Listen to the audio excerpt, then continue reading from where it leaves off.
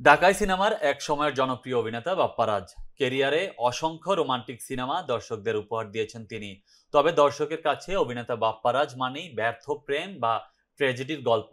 অর্থাৎ ত্রিভুজ প্রেম বা স্যাক্রিফাইসের গল্প নির্ভর সিনেমাগুলোর কারণে আজও এই নায়ক বেশ জনপ্রিয়।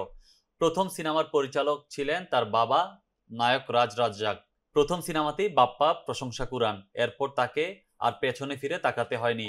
সম্প্রতি সোশ্যাল মিডিয়ায় তার সিনেমার একটি সংলাপ ভাইরাল হয়। এদিকে সম্প্রতি একটি সংবাদ মাধ্যমের সঙ্গে সাক্ষাৎকারে সমসাময়িক ব্যস্ততা ও ইন্ডাস্ট্রির নানা বিষয় নিয়ে কথা বলেন এই অভিনেতা। প্রায় সময়ই সামাজিক মাধ্যমে আলোচনায় উঠে আসে প্রসঙ্গেও নিজের মতামত জানান তিনি। তার মতে তিনি নিজের জায়গায় সবসময় নাম্বার ওয়ান। বাপ্পারাজকে নিয়ে প্রায় টল হয়, অনেকে বলে ছ্যাঁকা খাওয়া নায়কের শুভেচ্ছা দূত তিনি।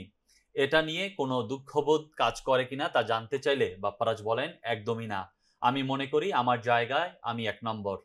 আমার অভিনীত চরিত্র সবার মনে জায়গা করেছে বলেই এমনটা হয়েছে, তাই এটাকে ইতিবাচকভাবেই দেখি। নিঃসন্দেহে এটা আমার সফলতা। আমাকে যখনই পরিচালকরা গল্প শোনাতেন, চরিত্র নিয়ে কথা বলতেন, তখন আমি বেছেই নিতাম ছ্যাঁকা খাওয়া চরিত্র। আমি নিজেও বুঝতাম ছ্যাঁকা খাওয়া চরিত্রটাই আমার জন্য। অভিনয়ে অনিয়মিত থাকা প্রসঙ্গে তিনি বলেন, এখন তো আমার সেই সময় নেই হিরোইনের পেছনে ছুটে ছুটে গান করব। সত্যি কথা বলতে আমাদের এখানে ওই রকম চিত্রনাট্যও হয় না। আমরা যারা এই যেমন আমি, আমিন খান, নাইম, আমাদের নিয়ে গল্প ভাবা হয় না। যাও কেউ আমাদের কথা ভাবেন চিত্রনাট্য করতে গেলে বলবে বাবার চরিত্র। বাবার চরিত্র যে করব, আমাদের তো বাবার মতো অবস্থা হয়নি। আমাদের নিয়ে চরিত্র লেখা না হলে কিভাবে কাজ করব? মুম্বাইয়ের দিকে তাকালে দেখি এই বয়সেও অমিতাভ বচ্চন সহ অন্যদের নিয়ে যেভাবে চরিত্র তৈরি হয় তা সত্যিই অন্যরকম।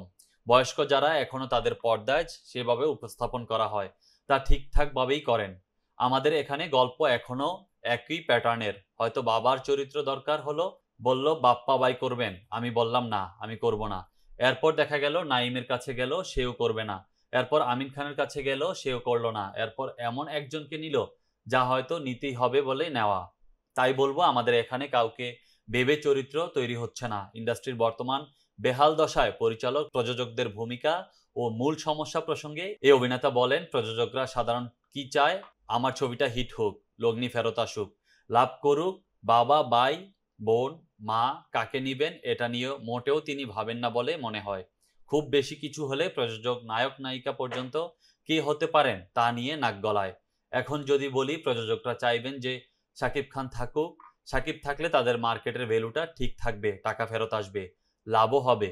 যে সে থাকলে আবার ঝুঁকি। এরপরেও বুঝলাম পরিচালক বুঝালো গল্প খুব ফাটাফাটি, তারপর প্রযোজক চিন্তা করবে ফাটাফাটি হলেও যদি গল্প দর্শক পছন্দ না করে তাহলে তো আমি শেষ।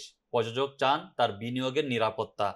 আমাদের পরিচালকদের প্যাটার্ন বদলাতে হবে, না বদলাতে পারাটা অবশ্যই তাদের দীনতা।